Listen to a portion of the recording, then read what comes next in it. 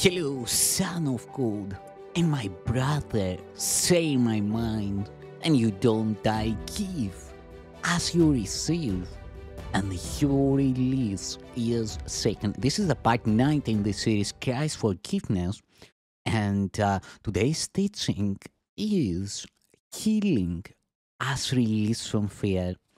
Healing as release from fear. Our emphasis is now on healing. The miracle is the means, the atonement is the principle, and healing is the result.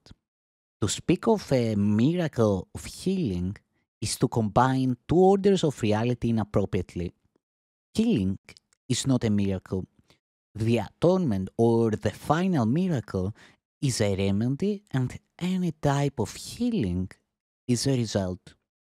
The kind of failure to which atonement is applied is irrelevant. All healing is essentially the release from fear. To undertake this, you cannot be faithful yourself. You do not understand healing because of your own fear. A major step in the atonement plan is to undo error at all levels. Sickness or not right mindedness is the result of level confusion because it always entails the belief that what is amiss on one level can adversely affect another, can adversely affect another. We have referred to miracles as the means of correcting level confusion, for all mistakes must be corrected at the level on which they occur. Only the mind is capable of error. The body can act wrongly only when it is responding to misthought. The body cannot create, and the belief that it can, fundamental error, produces all physical symptoms. I repeat, the body cannot create, and the belief that it can, a fundamental error, produces all physical symptoms. Physical illness represents a belief in magic. The whole distortion that made magic rests on the belief that there is a creative ability in matter which the mind cannot control. This error can take two forms. It can be believed that the mind can miscreate in the body, or that the body can miscreate in the mind. When it is understood that the mind, the only level of creation, cannot create beyond itself, neither type of confusion need occur. Only the mind can create because spirit has already been created and the body is a learning device for the mind. Learning devices are not lessons in themselves. Their purpose is merely to facilitate learning. The worst a faulty use of a learning device can do is to fail to facilitate learning. It has no power in itself to introduce actual learning errors. The body, if properly understood, saves the invulnerability of the atonement to two-edged application.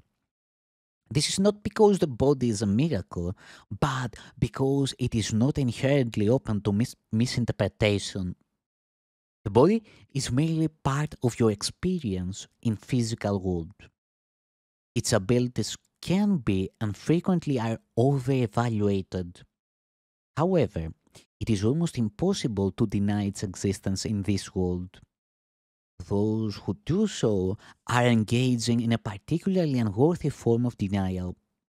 The term unworthy here implies that only implies only that it is not necessary to protect the mind by denying the unmindful. If one denies these unfortunate aspects of of the mind's power, one is also denying the power itself. All material means that you accept as remedies for bodily ills are restatements of magic principles. This is the first step in believing that the body makes its own illness. It is a second misstep to try to heal it through non creative agents. It does not follow, however, that the use of such agents for corrective purposes is evil. Sometimes the illness has a sufficiently strong hold over the mind to render a person temporarily inaccessible to the atonement. In this case, it may be wise to utilize a compromise approach to mind and body in which something from the outside is temporarily given a healing belief. This is because the last thing that can help the non right minded or the sick is an increase in fear. They are already in a fear weakened state. If they are prematurely exposed to a miracle, they may be precipitated into panic. This is likely to occur when upside down perception has induced the belief that miracles are frightening. The value of the atonement does not lie in the manner in which it is expressed. In fact, if it is used truly, it will inevitably be expressed in whatever way is most helpful to the receiver. This means that a miracle, to attain its full efficacy, must be expressed in a language that the recipient can understand without fear. This does not necessarily mean that this is the highest level of communication of which he is capable.